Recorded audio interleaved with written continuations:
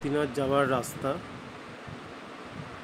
আমরা মুক্তিনাথের পথে চলেছি, মুক্তিনাথ দর্শনের পথে চলেছি।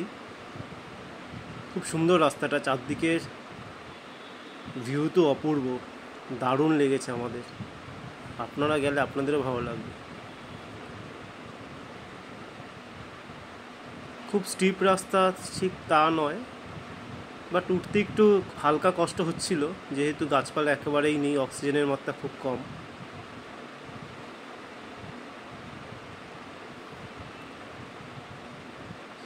আমাদের সাথে পেছনে আরও কিছু লোকজনও হেঁটে যাচ্ছিল। তো বয়স্ক লোক থাকলে তাদের জন্য যাওয়ারও ব্যবস্থা আছে। এখানে ঢুলি আর খচ্চর টাইপের ছোটো ছোটো ঘোড়া বলে ওরা, সেগুলোতে করেও যাওয়া যায়। বাট রাস্তার চারদিকের অপূর্ব দৃশ্য দেখতে দেখতে কখন যে পৌঁছে গেছিলাম তা সত্যি কথা বুঝতেই পারিনি। প্রচুর ফরেনাররাও যাচ্ছিল ওখানে। ফরেনার মিন্স যারা অন্য বিদেশ থেকে এসছে। আমাদের ইন্ডিয়ানও অনেকজন ছিলেন, তারাও যাচ্ছিলেন মুক্তিনাথ দর্শনের জন্য। সময়টা ছিল মে মাসের 3 তারিখ, আর টাইমটা সকাল 10টা সাড়ে 10টা, ঠিক এই টাইম, কি 11টা বাজে। টাইমটা তো দেখা হয়নি। আকাশ পরিষ্কার ছিল, রোদের তাপও যথেষ্ট ছিল, বাট হাওয়া ছিল খুব, চারদিক দিয়ে হাওয়া আসছিল, খুব ঠান্ডা সেই জন্যই লাগছিল। বাট হাঁটতে হাঁটতে ঠান্ডা মালুম পড়েনি, আমরা হেঁটে হেঁটে চলেছিলাম।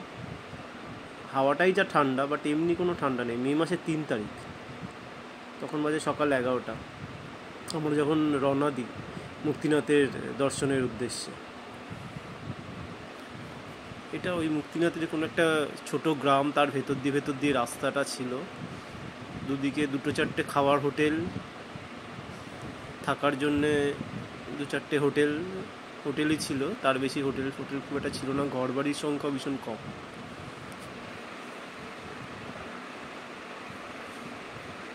আর গাছপালা তো নেই, একদমই নেই, সবুজের কোনো ছোঁয়াই নেই এদিকে। একদম পুরোটাই যেন একদম রুক্ষ ব্রাউন, একটা মানে ধূসর, চারদিক ব্রাউন,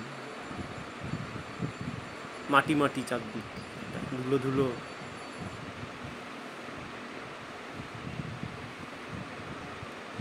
বাট চারদিকের ভিউ যেহেতু খুব সুন্দর, খুব ভালো লাগছিলো আমাদের। হাঁটতেও ভালো লাগছিলো, চারদিকে আস্তে আস্তে গল্প করতে করতে আমরা যাচ্ছিলাম 4 জন। এটা মেন গেট, যেটা সামনে আসছে। এরপরে 350টা কি 60টার মতো সিঁড়ি আছে, ওটা দিয়ে উঠতে হয়। মানে ওই সিঁড়িটা দিয়ে উঠতে হয়। এই জায়গাটা একটু স্টিপ, একটু কষ্ট হয়। কিছুটা যাওয়ার পরে আবার বসতে ইচ্ছে করে, মানে হাঁপিয়ে যাওয়ার মতন অবস্থা কন্টিনিউ। আর সিঁড়িগুলো খুব খাড়াই নয়, পাতলা পাতলা, দেখে বুঝতে পারবেন আপনারা। এখানে একটু গাছপালা রয়েছে, অনেকটাই উঠে এসেছি আমরা মোটামুটি। আর কিছুটা পথ বাকি আছে যাওয়ার মন্দিরের গেটে। তাও মে মাসের টাইম তো, এখানে একটু এই সময় এখানটা একটু গরম, তো সেহেতু গাছপালার পাতা নেই বললেই চলে। ঠিক বসন্তকালের মতো আমাদের পশ্চিমবঙ্গের। গাছের পাতা সব ঝরে পড়ে গেছে, কিছু গাছের পাতা শুধু ডালগুলোই দেখা যাচ্ছে, আর কিছু পাতা রয়েছে। চারদিক খুব সুন্দর, চারদিকে ছোটো ছোটো ঘন্টা বাঁধানো, ছোটো ছোটো ইয়ে করা রয়েছে, বেল ঝোলানো রয়েছে তাতে। এখানে এই জায়গাটাতে স্টেয়ার মনে হবে না, কারণ এই জায়গাটা প্রায় একদম স্টেয়ার, অনেকটা লম্বা সিঁড়ি, আর একদমই খাড়াই নেই, একদম মানে অনেকটা লম্বা বেশ। এই জায়গাটা কষ্ট হয়নি। বাট নিচের দিকে যেখান থেকে আসছিলাম সিঁড়িটা, ওই দিকটা খুব স্টিপ ছিল, একদম টানা উপর দিকে যখন উঠছে তখন খুব কষ্ট হচ্ছিল। বাট এই দিকটা একদমই কষ্ট নেই, এদিকে খুব ভালো লাগছিল। গাছপালা, চারদিক সবুজ, বেশ সুন্দর একটা অন্যরকম পরিবেশ হয়ে গেল। চারদিক একদম পুরো পরিষ্কার, একদম শুদ্ধ বাতাস, অক্সিজেনেরও খুব একটা প্রবলেম হচ্ছিল না।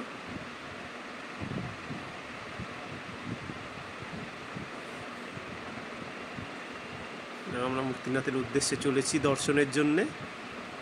আমাদের ঘন্টা দেড়েক লেগেছিল নিচ থেকে, মানে সিঁড়ি থেকে উঠে আসতে। না, আমরা বসে বসে আস্তে সুস্তে ছবি তুলতে আসছিলাম। এগুলো আরও কিছু ছোট ছোট মন্দির যাওয়ার পথে পড়ে, বাঁদিকে ডান দিকে।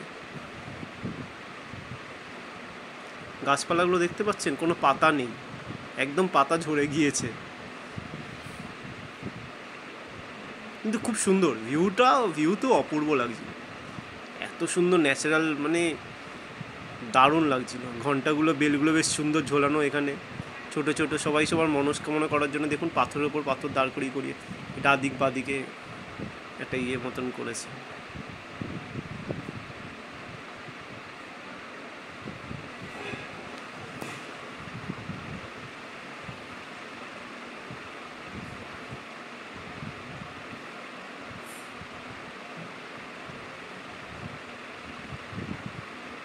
বেশ ভালো লাগছিল উপরে হেঁটে যেতে।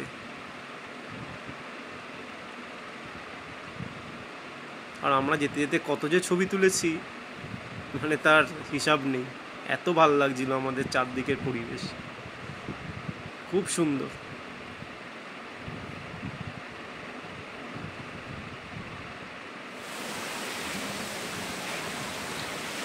এটা মুক্তিনাথের মন্দিরের মানে বাইরেটার চারদিকটা, মাঝখানে মিডলে ওইটা 3 থাক করা যেটা রথের মতন, ওই জায়গা ওটাই মন্দির। এটা মন্দিরের চারদিকের পরিবেশটা, চারদিকে দেয়াল দিয়ে ঘেরা রয়েছে, একটা মাঝখানে দরজাটা মেন এন্ট্রি আর কি, এটাই গেট। এটা দিয়ে ঢুকেই ঠাকুর, মানে নারায়ণ ঠাকুরের দর্শন। আর তার চারদিক দিয়ে ওই জলে যে চান করে সেরকম করা আছে, আর দুটো ছোট ছোট চৌবাচ্চা মতন করা আছে, যেখানে জল জমা হয়, সেখানে সবাই চান করে।